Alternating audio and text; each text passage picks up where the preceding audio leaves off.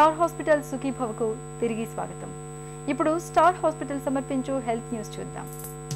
HIV బాధితుల్లో కనిపించే నాడీ సమస్యలను తగ్గించడంలో గ్రీన్ టీ ఎంతగానో సహాయపడుతున్నట్లు పరిశోధకులు గుర్తించారు.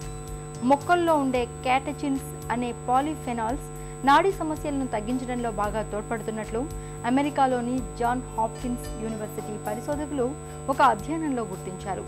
ఈ రకం పాలిఫెనాల్స్ గ్రీన్ టీలో ఎక్కువగా ఉంటాయి. ఇవి మెదడులోని న్యూరాన్లు దెబ్బతినకుండా కాపాడతాయి. అందుకే హెచ్ఐవి బాధితులు నిత్యం గ్రీన్ టీని తాగడాన్ని అలవాటు చేసుకోవాలని సూచిస్తున్నారు. బరువును తగ్గించే బేరియాట్రిక్ సర్జరీలను మనలో చాలా మంది కేవలం కాస్మెటిక్ సర్జరీలుగానే భావిస్తున్నారు.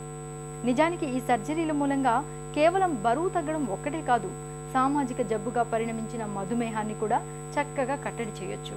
అంతేకాదు, బరువు తగ్గడం వల్ల ఎనర్జీ లెవెల్స్ పెరగడం, ఒళ్ళు నొప్పుల బెడద తగ్గడం వంటి ఇతరత్రా ప్రయోజనాలు చాలానే ఉన్నాయి. బరువు తగ్గడం మూలంగా షుగర్ జబ్బు ఎలా అదుపులోకి వస్తుందో ఇప్పుడు తెలుసుకుందాం.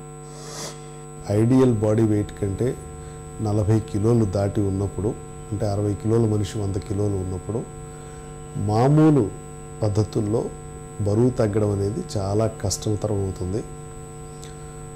సో అలాంటి పరిస్థితుల్లో చేసేటువంటి సర్జరీని బేరియాట్రిక్ సర్జరీ అని చెప్పి పిలుస్తాం. బేరియాట్రిక్ సర్జరీ తర్వాత టైప్ 2 డయాబెటీస్, హైపర్ టెన్షన్ అంటే బీపీ, బ్లడ్ ప్రెషర్, రక్తపోటు అంటాం కదా. సో ఈ రెండు కూడా డెఫినెట్గా తగ్గుతాయి. దీనితో పాటుగా కొలెస్ట్రాల్ లెవెల్స్ కూడా బాగా తగ్గుతాయి. అయితే వెయిట్ ఎక్కువ ఉన్నంత మాత్రాన అందరికీ కొలెస్ట్రాల్ ఉండాలని లేదు, అందరికీ డయాబెటీస్ ఉండాలని ఏమీ లేదు. కానీ ఉన్న వాళ్ళల్లో డెఫినెట్గా ఇంప్రూవ్మెంట్ ఉంటుంది.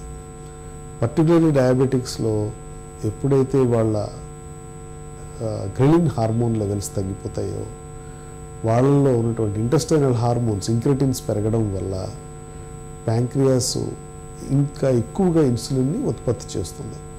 దానివల్ల వాళ్ళలో షుగర్ కూడా తగ్గిపోతుంది.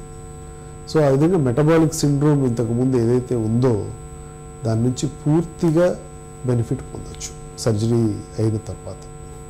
కాకపోతే ఎప్పుడు సర్జరీ చేయించుకోవాలి అనేది మాత్రం సరైనటువంటి అవగాహనని రూపొందించుకోవాల్సి ఉంటుంది.